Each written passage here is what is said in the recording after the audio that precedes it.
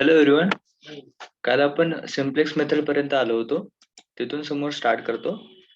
So काल आपण algorithm पण चेक केला होता. तर इन शॉर्टली अल्गोरिथम पुन्हा एकदा रिवाइज करतो. पहा, सिम्प्लेक्स मेथडमध्ये आपण 2 व्हेरिएबल पाहिले होते. त्यामध्ये पहिला होता स्लॅक व्हेरिएबल. स्लॅक व्हेरिएबल म्हणजे काय? एखादा जो फंक्शन असतो त्या फंक्शनमध्ये आपण इनइक्वालिटीला इक्वालिटीच्या फॉर्ममध्ये कन्व्हर्ट करून एक जो व्हेरिएबल ॲड करतो त्याला म्हणतात स्लॅक व्हेरिएबल. पहा स्लॅक व्हेरिएबलची definition. The variable which is added to the inequality of the form less than type. पहा, इथे इनइक्वालिटी कुठली आहे? Less than type. आणि त्या इनइक्वालिटीला जर आपण इक्वालिटी मध्ये फॉर्म करत असेल तर ती कन्वर्ट होऊन कशी होईल? इक्वालिटीच्या फॉर्म मध्ये होईल. ओके. आणि त्या फंक्शन मध्ये एक स्लॅक व्हेरिएबल आपण ऍड करणार. ओके. पहा, एक एक्झाम्पल आहे. 2x1 + 4x2 is less than equals to 4. ही काय आहे? तुमची इनइक्वालिटी झाली. आता आपल्याला काय करायचं आहे? या फंक्शनमध्ये एक स्लॅक व्हेरिएबल ॲड करून त्याला इक्वालिटीच्या फॉर्ममध्ये कन्व्हर्ट करायचं आहे. सो पहा, 2x1 + 4x2 + s1 is equals to 4. म्हणजे काय झाली? ही वरची होती आपली इनइक्वालिटी. आपण या फंक्शनमध्ये एक स्लॅक व्हेरिएबल करून याला काय करत आहे? इक्वालिटीच्या फॉर्ममध्ये करत आहे. त्याला म्हणतात स्लॅक व्हेरिएबल. नंतर आहे सरप्लस व्हेरिएबल. पहा, सरप्लस व्हेरिएबलमध्ये काय करतो आपण? सेम ॲज इट इज आपली प्रोसिजर राहणार आहे. फक्त सरप्लसमध्ये आपण फंक्शनमध्ये तो व्हेरिएबल सबट्रॅक्ट करतो. ओके. पहा, a variable which is subtracted to the inequality. जी आपल्याकडे इनइक्वालिटी आहे त्यामधून आपण काय करतो? सरप्लस व्हेरिएबल हा सबट्रॅक्ट करतो आणि जर ती इनइक्वालिटी ग्रेटर दॅन टाइप असेल तर त्याला आपण कन्व्हर्ट करतो इक्वालिटीच्या फॉर्ममध्ये. पहा, एक्झाम्पल आहे. 2x1 + x2 is greater than equals to 9. ही झाली तुमची इनइक्वालिटी. आता या इनइक्वालिटीला तुम्ही सरप्लस व्हेरिएबल ॲड करून इक्वालिटीच्या फॉर्ममध्ये कन्व्हर्ट करता. त्याला म्हणतात सरप्लस व्हेरिएबल. त्यानंतर आपण अल्गोरिथम पण पाहिला होता. सो इन शॉर्टली मी तुम्हाला रिवाइज करून देतो. फर्स्ट स्टेप काय अल्गोरिथमची? प्रॉब्लेम शुड बी मॅक्सिमम असला पाहिजे. ओके. प्रॉब्लेम शुड बी काय असला पाहिजे? मॅक्सिमाइज असला पाहिजे. जर तो मॅक्सिमाइज नसेल, so if you convert first of all in maximize type. जर तो मिनिमाइज मध्ये असेल तर त्याला तुम्ही -1 ने मल्टिप्लाय करून त्याला मॅक्सिमाइज मध्ये कन्व्हर्ट करू शकता. देन सेकंड स्टेपमध्ये आहे check whether all the BIs जे आपल्याला BIsच्या व्हॅल्यूज मिळणार आहे, त्या सर्व कशा असल्या पाहिजे? नॉन निगेटिव्ह असल्या पाहिजे. इफ जर त्यामधून एखादी जरी व्हॅल्यू निगेटिव्ह असेल, तर त्याला आपण पहिले -1 ने मल्टिप्लाय करून त्याला पॉझिटिव्ह मध्ये कन्व्हर्ट करावं लागेल. त्यानंतर त्या करस्पॉन्डिंग कन्स्ट्रेंटमध्ये त्याला शोधावं लागेल. ओके. त्यानंतर आहे स्टेप 3 मध्ये कन्व्हर्ट द कन्स्ट्रेंट इनइक्वालिटी. पहा, सब्जेक्ट टू कन्स्ट्रेंट मध्ये मी तुम्हाला म्हटलं होतं, जर लेस दॅन असेल तर सरप्लस व्हेरिएबल ॲड करून त्याला इक्वालिटीच्या फॉर्ममध्ये कन्व्हर्ट करायचं आणि जर ग्रेटर दॅन असेल तर सॉरी लेस दॅन असेल तर स्लॅक व्हेरिएबल ॲड करून त्याला आपण इनइक्वालिटीला इक्वालिटीच्या फॉर्ममध्ये कन्व्हर्ट करू आणि जर ग्रेटर दॅन असेल तर त्याला सरप्लस व्हेरिएबल सबट्रॅक्ट करून आपण त्याला इनइक्वालिटीला इक्वालिटीच्या फॉर्ममध्ये कन्व्हर्ट करू. ओके. पहा, इथे मी एक काउंटर एक्झाम्पल दिलाय तुम्हाला. Assign the cost 0 to this variable in objective function. त्यानंतर आहे fourth step obtain an initial basic feasible solution in the form of this. हा एक्स बी आणि बी हे फॉर्म्युलेज आहेत, ते तुम्हाला एक्झाम्पल मध्ये क्लिअर होतील. ओके. त्यानंतर आपल्याला हा डेल्टा जे फाइंड आउट करावं लागते. कॅल्क्युलेट द नेट इव्होल्युशन मतलब delta J by using this result.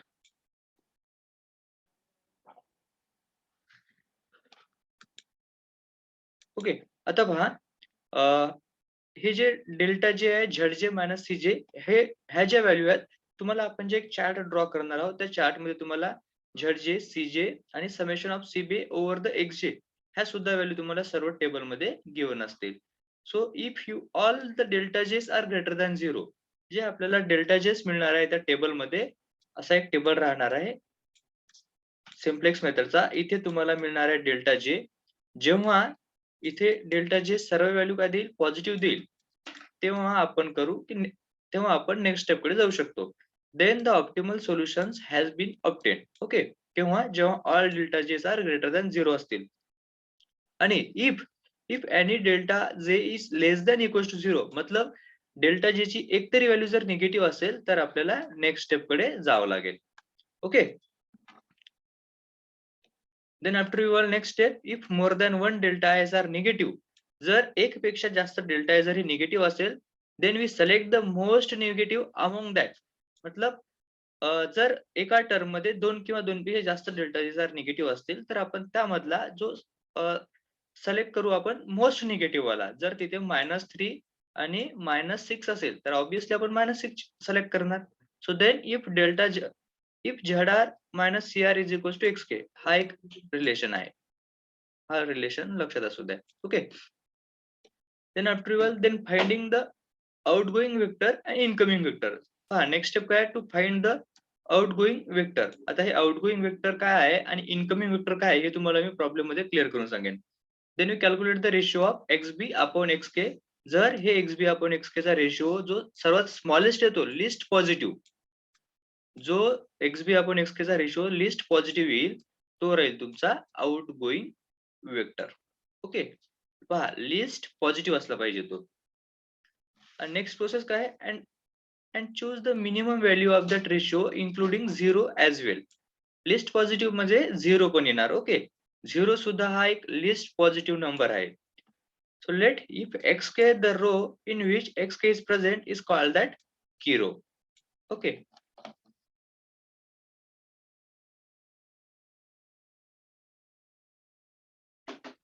xk कुठला आहे? की रो आहे. in which xk is present is called that key row and key element in xkk.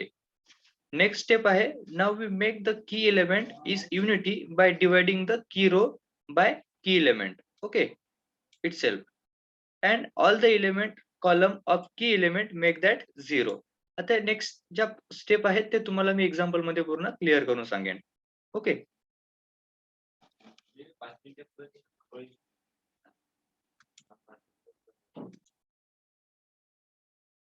Okay. पहा आता आपण काय करणार, एक एक्झाम्पल पाहू सिम्प्लेक्स मेथडचा. पहा एक्झाम्पल आहे, solve the given problem by using that simplex method. Simplex मेथडचा प्रॉब्लेम आहे. प्रॉब्लेम कसा आहे? प्रॉब्लेम मॅक्झिमाइज आहे, म्हणजे आपल्याला काही प्रोसिजर करायची गरज नाही, कारण तो ऑलरेडी मॅक्स मध्ये आहे. So max Z is equals to x plus 2x2 plus 3x3 and subject to constraint. दोन कन्स्ट्रेंट आहे आपल्याकडे. पहा दोन्ही कन्स्ट्रेंट मध्ये काय आहे? लेस दॅन इक्वालिटी आहे. जर आपण याला इक्वालिटीच्या फॉर्म मध्ये कन्वर्ट करावं लागत असेल, तर दोन्ही कन्स्ट्रेंट मध्ये काय आपल्याला स्लॅक ऍड करावं लागेल की surplus? So obviously slack add करावं लागेल. Okay. And this is the non negative restriction. पहा सोल्युशन मध्ये काय करू आपण? Introducing the slack variable. का स्लॅक व्हेरिएबल? कारण दोन्ही कन्स्ट्रेंट मध्ये काय आहे? Less than equals to inequality आहे. Slack variable S1 and S2. ठीक आहे. To the set of constraint of the given LPP and convert it into the equation. दोन्ही कन्स्ट्रेंट मध्ये आपण स्लॅक व्हेरिएबल ऍड करू इथे आणि त्याला दोघाला आपण काय इक्वालिटीच्या फॉर्म मध्ये कन्वर्ट करू. ठीक आहे, ऍज इट इज. ओके. आता पहा, जर कन्स्ट्रेंट चेंज झाले तुमचे, तर ऑब्विसली तुमचा मॉडिफाईड ऑब्जेक्टिव्ह फंक्शन पण काय होईल? चेंज होईल. आणि चेंज होऊन तुम्हाला न्यू मॉडिफाईड ऑब्जेक्टिव्ह फंक्शन मिळेल. पहा पहिला तुमचा मॉडिफाईड ऑब्जेक्टिव्ह फंक्शन होता. हा आहे मॉडिफाईड, हा तुमचा ऑब्जेक्टिव्ह फंक्शन आहे. आता आपण जेव्हा तुमचे कन्स्ट्रेंट चेंज झाले, तर तुमचा ऑब्जेक्टिव्ह फंक्शन सुद्धा काय होईल? चेंज होईल. तर हा ऑब्जेक्टिव्ह फंक्शन तुमचा चेंज होऊन या प्रकारे तयार होईल. x1 plus 2x2 plus 3x3 plus, आता इथे जे आपण सरप्लस व्हेरिएबल किंवा स्लॅक व्हेरिएबल ऍड करतो ना, ते ऑब्जेक्टिव्ह फंक्शन मध्ये पण आपल्याला ऍड करावं लागतात. पहा आता इथे S1 ऍड केला होता आपण, so plus into 0 into S1 then plus 0 into S2. दोन्ही कन्स्टंट मधले आपण स्लॅक व्हेरिएबल ऑब्जेक्टिव्ह फंक्शन मध्ये काय केले? ऍड केले. And this is equation 1. And then subject to constraint x1 plus 2x2 plus 3x3 plus s1 is equals to 10, and then 2x1 plus x2 plus s3 is equals to 5. These are these constraints. So now initial basic feasible solution is, म्हणजे जी तुमची ही s1 ची जी value आहे ती राहील हे, म्हणजे initial basic feasible solution find out करत आहे आपण. So s1 is equals to 10 येणार आणि s2 is equals to काय येणार? 5 येणार. So this is s1 is equals to 10 आणि s2 is equals to 5. Then काय करतो आपण? डेल्टा जे कॅल्क्युलेट करतो. Delta J is equals to Z minus C J. And where Z ची value काय आहे? Summation of C B into X J. Okay. आता पहा हे जे डेल्टा जे आहे आणि झेड जे आहे हे आपण टेबल मध्ये फाइंड आउट करू. So then next step is the table will be form as follow. आता आपल्याला नेक्स्ट स्टेप मध्ये काय करावं लागेल? टेबल फॉलो करावं लागेल. ओके. पहा इनिशियल बेसिक सोल्युशन झाल्याच्या नंतर तुम्ही डायरेक्टली टेबल ड्रॉ करू शकता. ओके. पहा हा टेबल आहे. आता या टेबलमध्ये एक लक्षात असू द्या, सिम्प्लेक्स मेथडमध्ये, ड्युअल सिम्प्लेक्स मेथडमध्ये, ड्युअलिटीमध्ये तुम्हाला हा टेबल लागणार. सो टेबलची जी फर्स्ट लाईन आहे ते तुम्हाला पाठ करून म्हणजे लक्षात असू द्या तुमची. तर पहा यामध्ये तुम्हाला कुठकुठले कॉलम 6 कॉलम तयार करावे लागतील तुम्हाला यामध्ये. पहिल्या कॉलममध्ये राहील तुमचा सी-बी, नंतर सेकंड कॉलम राहील तुमचा वाय-बी, थर्ड कॉलम राहील तुमचा एक्स-बी आणि फोर्थ कॉलम राहील X1, X2, X3. आता पहा, हे लक्षात असू द्या फक्त. पहिल्या कॉलम मध्ये CB, दुसऱ्या कॉलम मध्ये YB, तिसऱ्या कॉलम मध्ये XB आणि ह्या ज्या X1, X2, X3 आहेत, हे तुमचे कन्स्टंट आहेत. जर तुमच्या कन्स्टंट मध्ये जर फक्त 2च व्हेरिएबल असतील X1 आणि X2, तर इथे फक्त मग X1 आणि X2 हे 2च व्हेरिएबल येतील. आता या कन्स्टंट मध्ये पहा 3 व्हेरिएबल आहे X1, X2, X3. म्हणून इथे आपण 3 व्हेरिएबल घेतले X1, X2, X3. जर इथे अजून X4 असता, तर आपण अजून एक कॉलम इथे आपला ॲड झाला असता. X3 च्या नंतर पुन्हा इथे काय आला असता? एक X4 आला असता. देन व्हेरिएबल पहा पुन्हा S1 आहे. सो धिस इज S1 आणि सेकंड कन्स्टंट मध्ये आपण काय ॲड करत आहे? S2 आहे. म्हणजे इथे काय येणार? S2 येणार. देन याच्यानंतरचा लास्ट कॉलम असतो theta is equals to XB upon XK. हा असतो तुमचा रेशिओ. सो पहा, तुम्हाला फक्त 4 कॉलम लक्षात ठेवायचे आहेत. पहिला CB, next YB, third XB आणि लास्ट वाला theta is equals to XB upon XK. Okay. आता पहा हा आपण हे ड्रॉ केल्याच्या नंतर पहा. आता CB ची व्हॅल्यू इथे 0 असते. ओके. CB ची व्हॅल्यू दोन्ही कन्स्टंट साठी 0 असते. पहा, आता या एक्झाम्पल मध्ये पहा 2 कन्स्टंट आहेत आपल्याकडे. ठीक आहे. हे 2 कन्स्टंट आहे. आता 2 कन्स्टंट जर असतील, तर ऑब्व्हियसली 2 रो येणार. कारण प्रत्येक कन्स्टंटचा 1 रो येणार. आता इथे 2 कन्स्टंट आहेत, तर आपण इथे 2 रो सिलेक्ट करणार. ओके. तर पहा आता पहिल्या कन्स्टंट साठी आपण व्हॅल्यू सबस्टिट्यूट करू. पहा पहिल्या कन्स्टंट मध्ये CB ची व्हॅल्यू 0 येणार. त्यानंतर YB ची जी व्हॅल्यू असते, ती असते स्लॅक व्हेरिएबल और सरप्लस व्हेरिएबल. आता पहिल्या कन्स्टंट मध्ये आपण काय ऍड केलाय? Slack variable. सो इथे काय येणार मग? S1 येणार. ठीक आहे. त्यानंतर असते XB म्हणजे असतो तुमचा हा. ठीक आहे. हा झाला तुमचा XB म्हणजे 10. त्यानंतर आता पहा X1, X2, X3 च्या व्हॅल्यू म्हणजे कुठल्या व्हॅल्यू येणार? ह्या. इथे काय आहे? 1. X1 ची व्हॅल्यू 1. पहा X1 ची व्हॅल्यू काय आली? 1.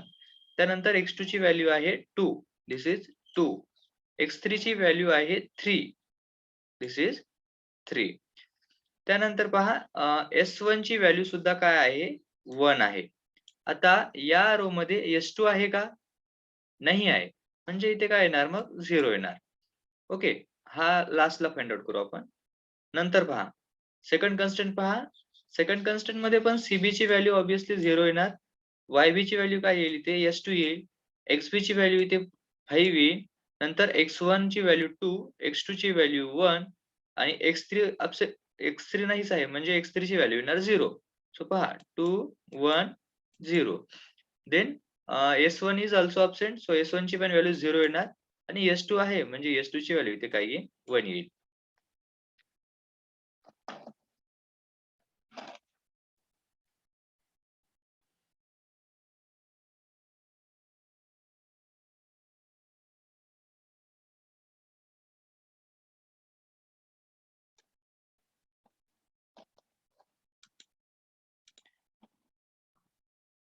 आता पहा हा आपण पूर्ण टेबल ड्रॉ केला. आता यामध्ये आपल्याला काय टार्गेट काय आपल्याला डेल्टा जी फाइंड आउट करायचा आहे.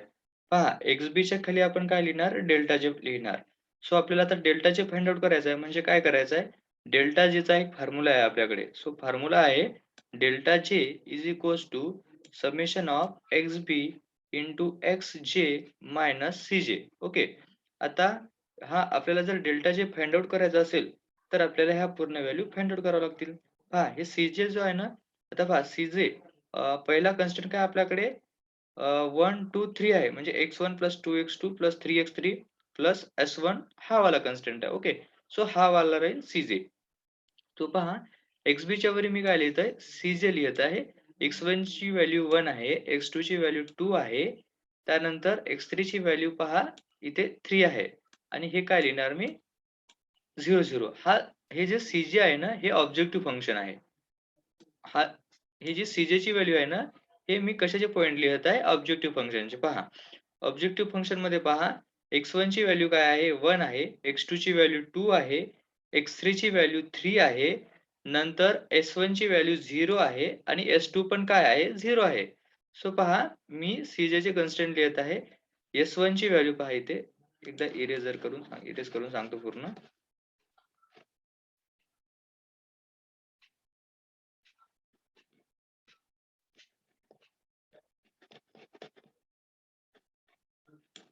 ओके.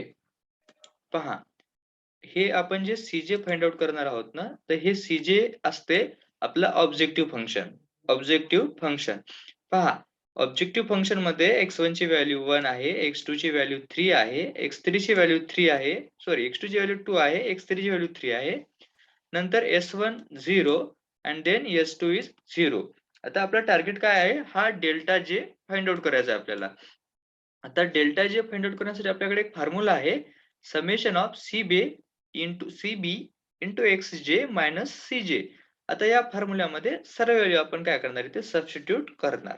सो पहा, CB पहा, आता आपण वन बाय वन सिलेक्ट करू. पहा, CB काय आहे? 0 आहे पहिल्या रो साठी. So this is 0 into XJ. आता XJ काय आहे? XJ म्हणजे असते आपला की एलिमेंट. सो सपोज मी इथे की एलिमेंट पहिले तुम्ही इथे सिलेक्ट करून घ्या. तो मी नंतर सांगतो तुम्हाला की तो कसा काय येतो स्मॉलेस्ट वाला. CB आहे इथे तुमच्याकडे 1. ओके. म्हणजे हा वाला 1 येईल. CB. XJ हा वाला येईल. ओके. हे समजत आहे का तुम्हाला? पहा, समेशन ऑफ CB म्हणजे आहे 0. ओके. धिस इज CB च्या जागी आपण काय करणार? 0 सबस्टिट्यूट करणार. आता त्यानंतर पहा, XJ म्हणजे जे काय झाला हा कोऑर्डिनेट झाला. तर J च्या जागी आपण काय करणार? सबस्टिट्यूट 1 करणार. कारण आपण कशाची व्हॅल्यू फाइंड आउट करत आहे? 1 ची फाइंड आउट करत आहे ना. तर J च्या जागी आपण इथे काय करणार? 1 सबस्टिट्यूट करणार. म्हणजे summation of 0 into x1. So 0 and the value of x1 is 1. So 0 into 1 that means 0 and minus CJ. आता CJ ची व्हॅल्यू काय आहे आपल्याकडे? पहा, CJ मतलब C1. आता C1 ची व्हॅल्यू काय आहे तुमच्याकडे? ही वाली व्हॅल्यू आहे C1. So 0 minus 1 that means minus 1. So delta J ची व्हॅल्यू आली, पहिली व्हॅल्यू आहे -1. मतलब डेल्टा 1 ची व्हॅल्यू. त्यानंतर पहा, आता आपण काय करणार? सिमिलरली x2 साठी डेल्टा J फाइंड आउट करणार. आता x2 साठी फाइंड आउट कसं करणार आपण? पुन्हा CB इंटू XJ मतलब x2. सो 0 इंटू x2 ची व्हॅल्यू आहे तुमच्याकडे 2. So 0 into 2 that means 0. Then minus CJ मतलब C2. सो C2 ची व्हॅल्यू काय आहे तुमच्याकडे इथे 2. So 0 0 minus 2 that means -2. So delta J ची व्हॅल्यू आली इथे पहा -2. ओके. आता सिमिलरली थर्ड साठी पहा, 0 into 3 minus 3 that means -3. पहा इथे काय आलं? -3. ठीक आहे. आता आपण काय करतो, जेव्हा की एलिमेंट सिलेक्ट करतो, तेव्हा हे जे डेल्टा Jच्या व्हॅल्यू मिळाल्या तुम्हाला -1, -2, -3 यामधून जो मोस्ट निगेटिव्ह आहे, तो आपण सिलेक्ट करतो फॉर की रो साठी और की एलिमेंट साठी. तर पहा, -1, -2, -3 यामध्ये मोस्ट निगेटिव्ह नंबर आहे -3. -3 आहे ना? आता पहा, हा झाला तुमचा की कॉलम. ओके. आता यामधून जर तुम्हाला की एलिमेंट चूज करायचा असेल, तर असा एलिमेंट आपण चूज करणार, की त्याला त्या नंबरने डिव्हाईड केल्यानंतर तो युनिटी होईल. आता पहा, 3/3 जर केला आपण तर 1 होते. म्हणजे इथे काय तयार होत आहे? तुमची युनिटी तयार होत आहे. सो धिस इज झाला तुमचा हा की एलिमेंट. ओके. आता हा झाला तुमचा की एलिमेंट. आता आपण काय करणार? Theta is equals to XB upon XK चा काय करतो? रेशिओ फाइंड आउट करतो. सो पहा, XB अपॉन XK म्हणजे काय? XB ची व्हॅल्यू काय आहे तुमच्याकडे? 10. हे पहा, XB ची व्हॅल्यू आहे तुमच्याकडे 10. So this is 10. ठीक आहे. त्यानंतर डिव्हायडेड बाय XK म्हणजे काय असते तुमचा? की एलिमेंट. ओके. आता की एलिमेंट काय आहे तुमच्याकडे 3. So 10 divides 3. 10 डिवाइड्स 3 मतलब 3 पॉइंट काहीतरी समथिंग येईल. ओके. त्यानंतर पहा नंतर आपण सेकंड रो साठी कसं करणार तोच रेशिओ फाइंड आउट करणार. पहा आता सेकंड रो साठी XB ची व्हॅल्यू किती आहे 5 आहे आणि XK ची व्हॅल्यू काय आहे 0 आहे इथे. इथे 0 आहे ना. मतलब काय करणार आपण हे 5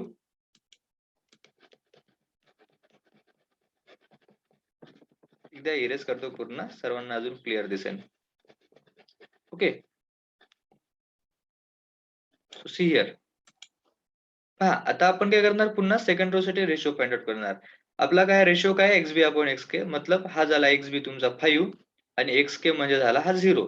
सो 5 अपॉन 0 जर करणार आपण 5 डिवाइड बाय 0 तो नंबर अपॉन 0 काय असते इन्फिनिटी असते. हे आपण काउंट करू शकतो का नाही करू शकणार. आता पहा मी म्हटलं होतं तुम्हाला आउटगोइंग वेक्टर साठी काय करणार तुम्ही स्मॉलेस्ट पॉझिटिव्ह नंबर चूज करणार. आता इन्फिनिटी सिलेक्ट करणार तुम्ही की 3 पॉइंट समथिंग सिलेक्ट करणार. ऑब्वियसली 3 पॉइंट समथिंग सिलेक्ट करणार. म्हणजे काय झालं हा झाला तुमचा आउटगोइंग वेक्टर. ओके. इथे तुम्ही असं सिम्बॉल दाखवू शकता आउटगोइंग वेक्टरचा. हा काय तुमचा आउटगोइंग वेक्टर.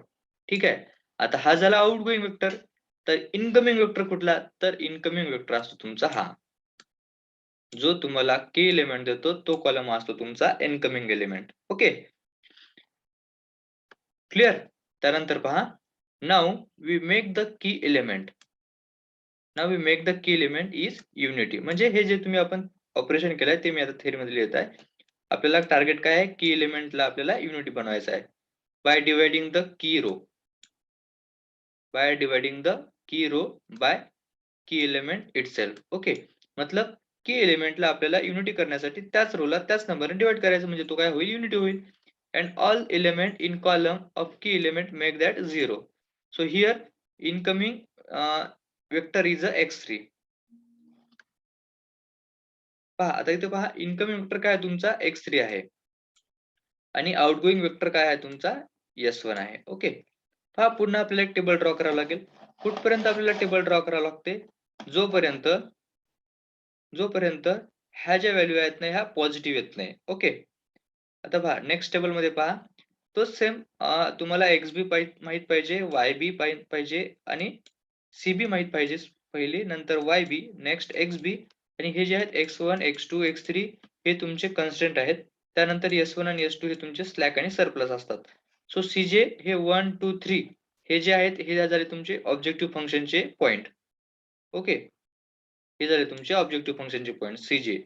त्यानंतर CB आता CB च्या जागी इथे 0 होता पहिले. तर आता 3 कसं काय आलं हे 3 म्हणजे जो आउटगोइंग वेक्टर असतो हा आउटगोइंग वेक्टर आहे ना. सो हा की एलिमेंट इथे आउटगोइंग होऊन इथे येऊन सबस्टिट्यूट होतो CB कडे. ओके. कारण पहा इथून हा काय होत आहे आउटगोइंग होत आहे. इथून हा आउटगोइंग होत आहे म्हणजे तो इथे येणार CB च्या जागी. ओके. त्यानंतर YB च्या जागी काय होतं 10 होतं इथे. 10 होतं ना. तर आपण काय करत आहे इथला वेक्टर तिथे आउटगोइंग होत आहे म्हणजे इथे येणार तुमचा x3. x3 काय येणार कारण की एलिमेंटचा पॉइंट कुठला आहे x3 आहे. ओके. सो YB येणार इथे तुमचा x3. त्यानंतर तुमचा XB काय होता इथे 10 होता. तर आपण काय करतो याला की रो ने डिवाइड करत असतो म्हणजे या रो मधल्या प्रत्येक एलिमेंटला आपण की या एलिमेंटने काय करतो डिवाइड करतो. म्हणजे आपल्याला काय करावं लागेल 10 डिवाइडेड बाय 3.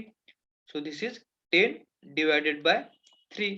पुन्हा पहा इथे काय आहे x1 ची व्हॅल्यू आहे 1 आहे म्हणजे या एलिमेंटला की एलिमेंटने डिवाइड करावं लागेल. सो 1 डिवाइडेड बाय काय करणार आपण 3 करणार. पुन्हा 2 डिवाइडेड बाय काय करणार 3 करणार. पुन्हा 3 डिवाइडेड बाय काय करणार आपण 3. पुन्हा 1 divided by 3 0 divided by 3 same procedure करणार. ओके. सो पहा 10 divided by 3 then again 1 divided by 3 2 divided by 3 1 divided by 3 and 1 divided by पुन्हा 3 येणार. आता इथे पहा जेव्हा आपण x3 मध्ये 3 divided by 3 करणार तर इथे युनिटी होईल. म्हणजे हा झाला तुमचा टार्गेट इथे युनिटी बनवायचा. Okay. So 1 divided by 3 then इथे काय येणार 0 येणार. ओके. त्यानंतर पहा सेकंड रो मध्ये पहा 2 1 0. येस. सेकंड रो तुमचा ॲज इट इज राहील 0, S2 कारण यामध्ये काही तुम्हाला करायची गरज पडणार नाही. 0 S2 5 2 ॲज इट इज ते सबस्टिट्यूट करून घ्या. सो 0 S2 5 2 1 0 0 1 हा तुमचा सेम राहील. आता पुन्हा आपला तुमचं टार्गेट डेल्टा जेच्या व्हॅल्यू जोपर्यंत पूर्ण पॉझिटिव्ह येत नाही तोपर्यंत तुम्हाला कॅल्क्युलेशन करत राहायचं आहे. ओके. पहा पुन्हा आपलं टार्गेट काय आहे? डेल्टा जे. ओके.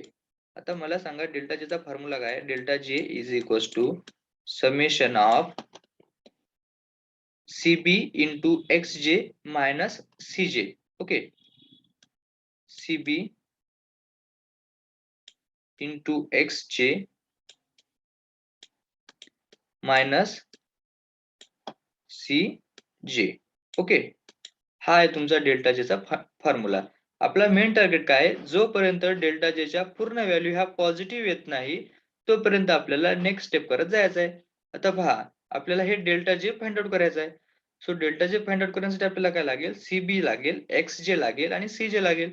सो पहा पहिला CB काय आहे तुमच्याकडे 3 आहे. 3 इंटू XJ मतलब काय आहे? X1. सो पहिला तुम्हाला X1 आहे 1/3. So 3 into 1/3. 1/3. देन XJ ची व्हॅल्यू काय आहे तुमच्याकडे? XJ म्हणजे तुमचा X1 राहील. Okay. So this is 1/3. Sorry XB ची व्हॅल्यू तुमच्याकडे इथे 10/3 आहे. इथे 10/3 आहे. ओके. आणि इथे काय आहे 1/3. सो हे जर तुम्ही कॅल्क्युलेशन केलं तर इथे तुम्हाला 10 मिळेल. सिमिलरली 3 मतलब CB ची व्हॅल्यू त्यानंतर XJ मतलब X1 ची व्हॅल्यू तिथे तुम्ही 1/3 सबस्टिट्यूट करू शकता आणि मायनस CJ म्हणजे ही व्हॅल्यू तुमची 1 येईल. ओके. इथे -1 येईल. पहा इरेज करून दाखवतो एकदा.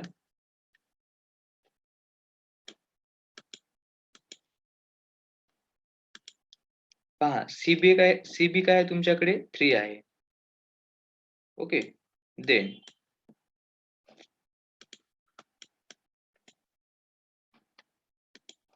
पहा CB आहे तुमच्याकडे 3 नंतर XB ओके हा XB म्हणजे हे 10.3 सो 10 डिवाइडेड बाय 3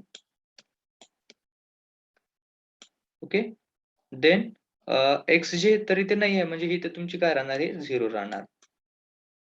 0 राहणार. Okay. So 3 3 get cancel then it is 10 so it is 10. समजलं? सिमिलरली बाय प्रोसेस तुम्ही सर्व व्हॅल्यू फाइंड आउट करू शकता आता हे. त्यानंतर काय करायचं तुम्हाला सेम 3 into 1/3 3 into 1/3 minus 1 मतलब 3 into 1/3 झालं 1 and 1 minus 1 again 0. Then 3 into 2/3 minus 2 मतलब 3 into 3 3 get cancel 2 minus 2 is again 0. Similarly इथे पण काय येणार तुमचा 0 येणार. इथे 1 येईल आणि इथे 0 येईल. आता चेक करा सर्व डेल्टाचे कसे आलेत? पॉझिटिव्ह आलेत. म्हणजे इथे तुमचा टार्गेट संपला. इथे पहा. इथे सर्व डेल्टा जे तुमचे पॉझिटिव्ह आहेत का? नाही आहे. म्हणजे आपल्याला आपण काय केलं मग नेक्स्ट स्टेपकडे गेलो.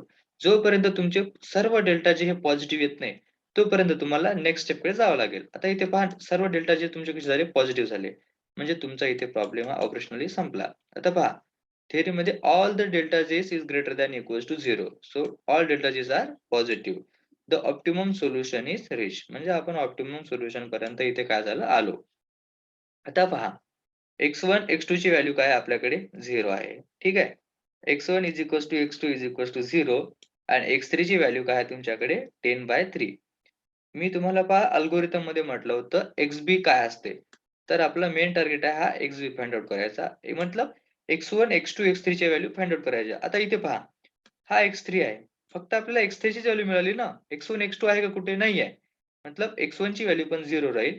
X2 ची व्हॅल्यू पण 0 राहील आणि हा जो X3 आहे याची व्हॅल्यू राहील 10/3. सो X3 ची व्हॅल्यू मिळाली तुम्हाला 10/3.